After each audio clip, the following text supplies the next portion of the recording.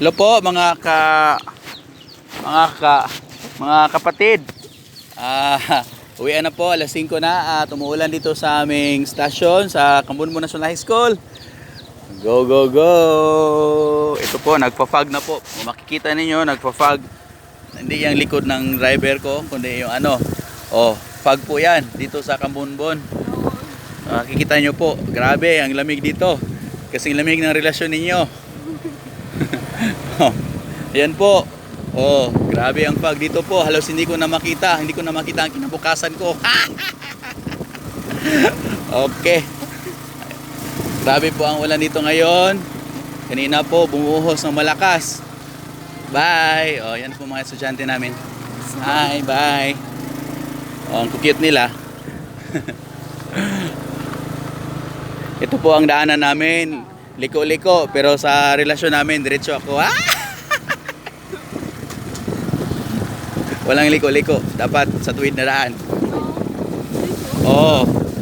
Ayan ang kapal ng pag, kasing kapal ng mukha niyo, ha? Kita nyo dito? Ang lamig-lamig na talaga, makikita nyo talaga yung parang usok.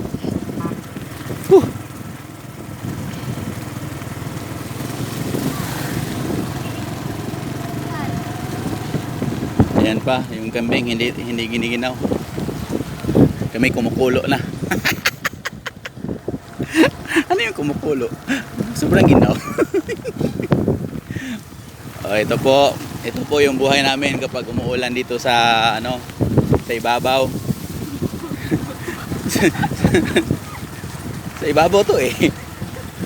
Kasi yung mayroong ilalim, so mayroong ibabaw.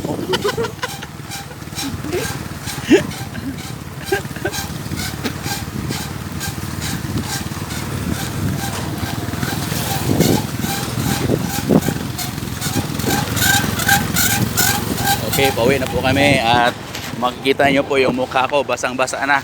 Ayan basa-basa na kasi bakit nagpapabasa? Yung cellphone din basang-basa na. Bumuhos na naman yung ulan. Okay. Yun, maraming mga motosiklo dito na paangat sa buhay.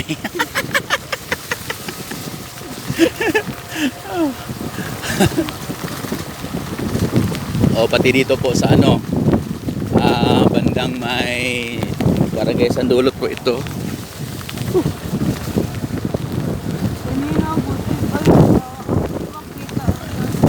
May bumabaha na po itong daanan namin. Yan. So mga kapatid. Mayroon pang tumirik ata na sasakyan. Ano ba yan? Nagtatanim sila ng wire. Hello. Sa internet ko to. Yan.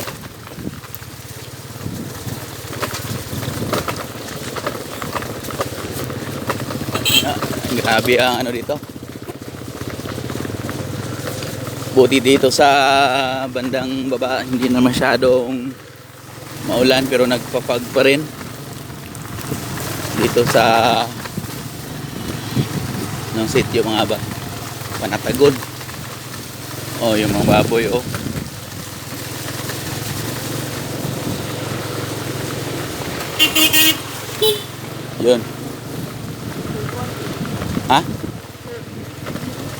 Sir? Ano king to? Nila matutong FX.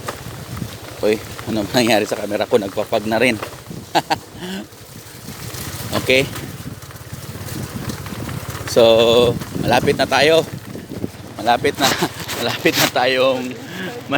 malumoy. Kung sa papel pa yan, lumoy na.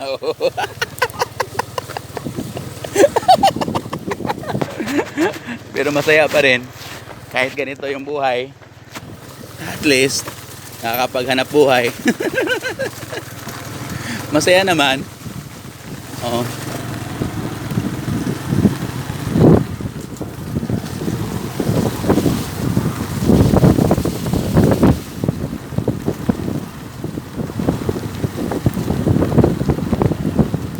pinagdaanan namin na nagpapag pa rin mga kapatid.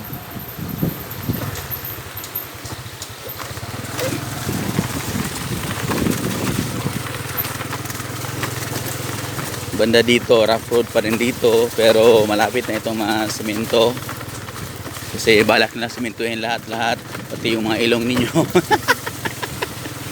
Para ito yung mga estudyante namin naglalakad. Papaulan lang yung iba, naliligo. Yung iba hindi nila sa kanila. Bye. Napasa na kay Kaday.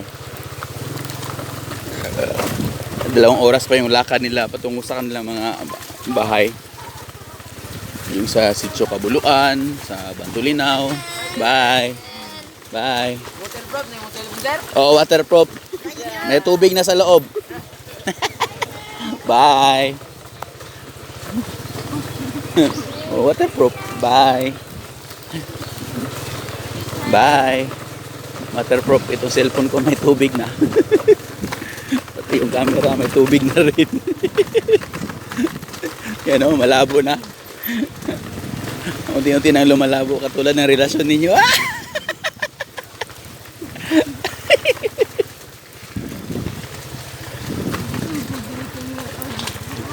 Okay. Galupad ka.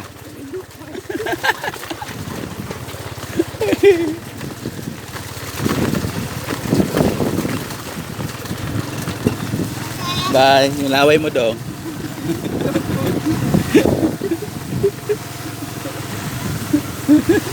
Oh, ito po. Meron po kaming mini swimming pool dito.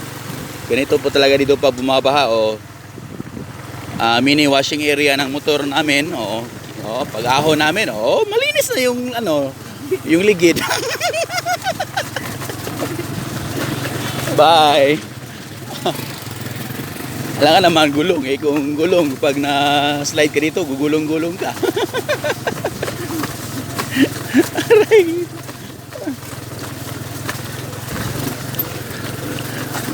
Okay. Uy, hinainer po diya.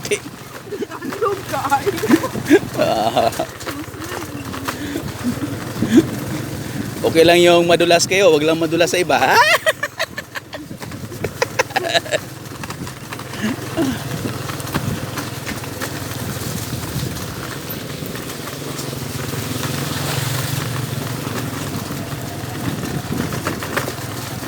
May raincoat po ako doon sa ano.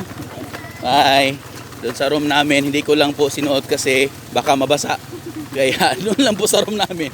Hindi ko lang sinuot yung raincoat. Ang dako gani. Pinag-iingatan ko po yun. Ayoko mabasa.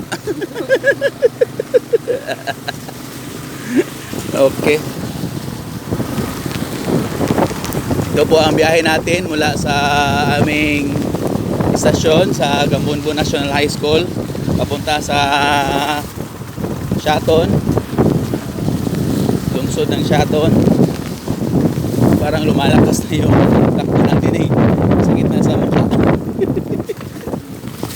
Oh, pag hindi ka nag-ingat dito, sasampalin ka ng mga dahon dito ng buko, niyog, buko, dahon ng niyog, at saka yung mga lawiswis ng kawayan, yung kagingking. O pag nagtanga-tanga ka eh, yun, sampa lang abutin mo sa mga dahon na yun.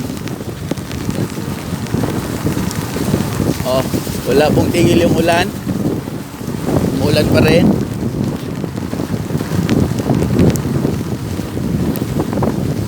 Buti na lang, wala na akong parte na mababasa. So, wala na. Basa na lahat.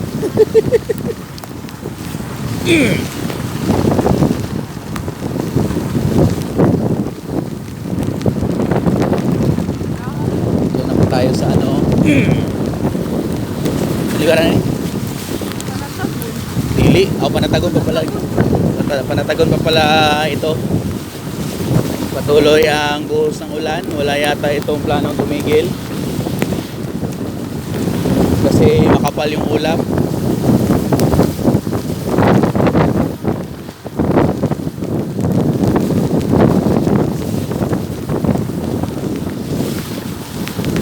Parang nangangalay na yung kamay ko sa kakahawak nitong cellphone. Ay, wala nga pala akong kamay. Mali.